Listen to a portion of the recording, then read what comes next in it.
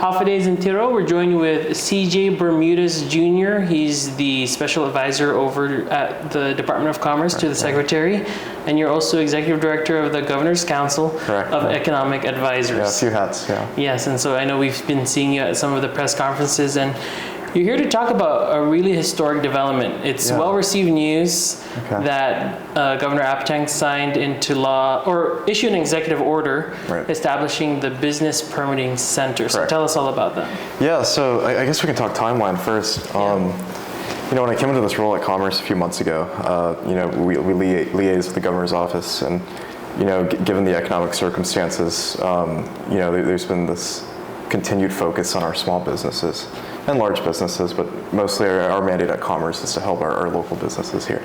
And this is something that has been pursued in the past. You know, this is not a new idea. But we, you know, after heavy consultation with the Governor, you know, the Governor firmly believes that we do need to streamline processes in the government. That was out in his directive when we entered, you know, the new fiscal year.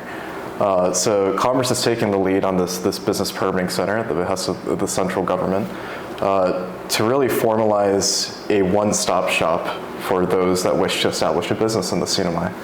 And how are we going to do that, right? So the EO came out yesterday that everybody read that kind of highlights, you know, it actually does discuss our timeline a little bit. And you know, we're excited, and we've been actually working on this since before the EO came out, so for the last month. Just to talk about, you know, how quickly this administration is moving on this. We discussed this last month. We drafted the EO, and you know, it's been signed, and we're acting.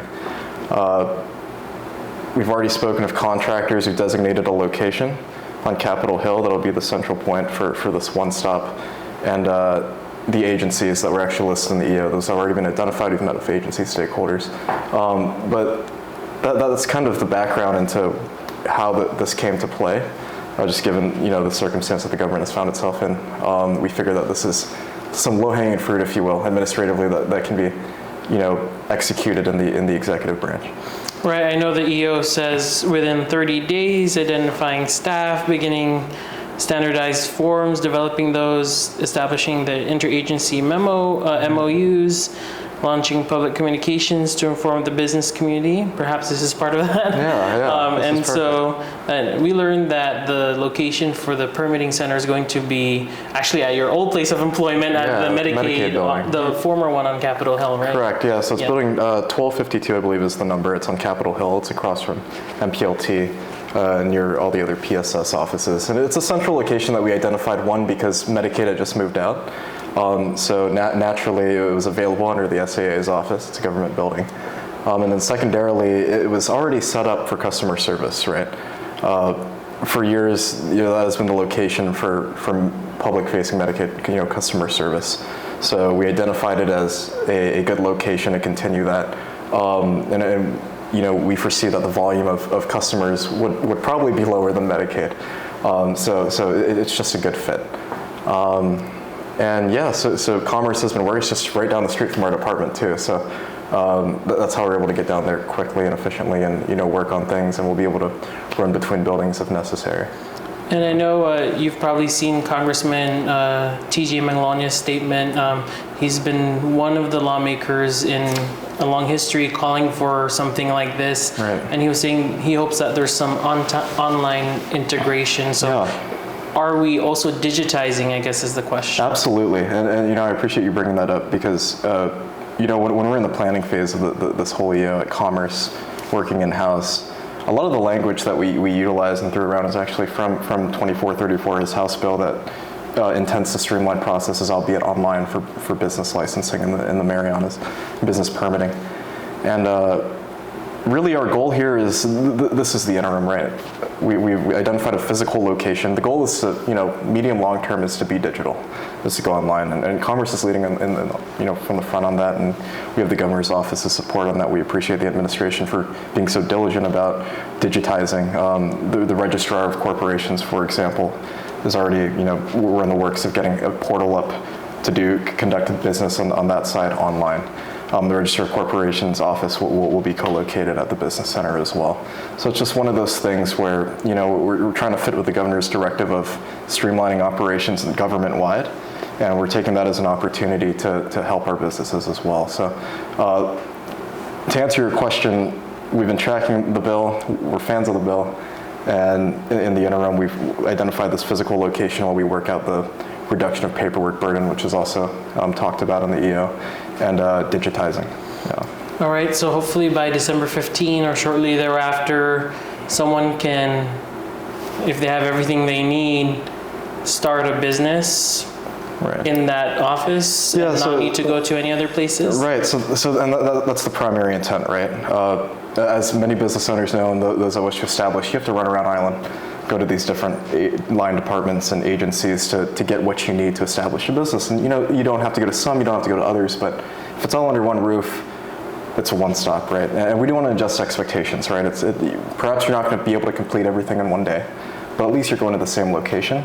And you've met the people, you've seen what perhaps next steps are just a few windows down, and you can get all the information you need. It's an information hub as well. That's the goal. Commerce is there to provide information on what you need to get started here in the Marianas as a business. All right, and we're going to be able to pay in there too, right? That's so yeah. If you look at the EO, we're working with the Department of Finance and working on a paywall, a cashier.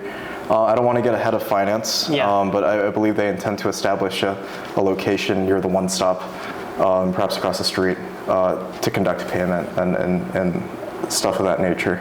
As you know, they're going through some renovations, construction at their location on Capitol Hill.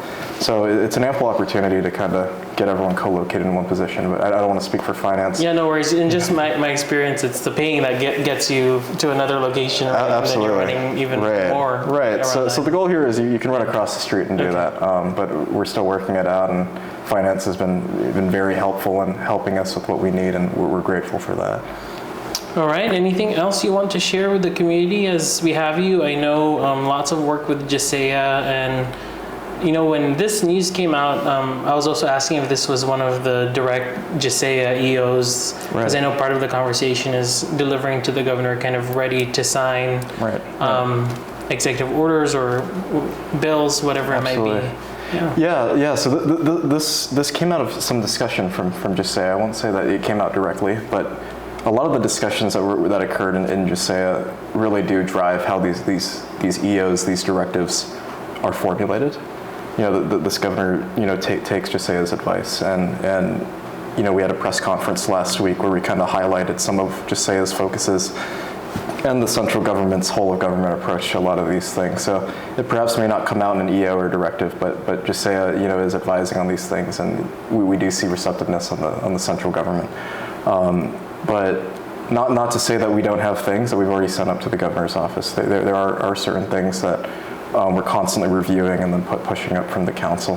But yeah, this really is the work of the hard minds that sit on the council that have kind of contributed, because a lot of them are from the private sector. I mean, that's where I get a lot of my feedback. Is from those in the private sector when I conduct my work, not just on the council as the executive director, but also as an advisor at Commerce. And this administration takes that into mind as well, and it drives a lot of these executive orders, like the one we see for the one stop. Yeah. All right, CJ, thanks so much, and we look forward to following up once there's more movement on the permitting center. Yeah,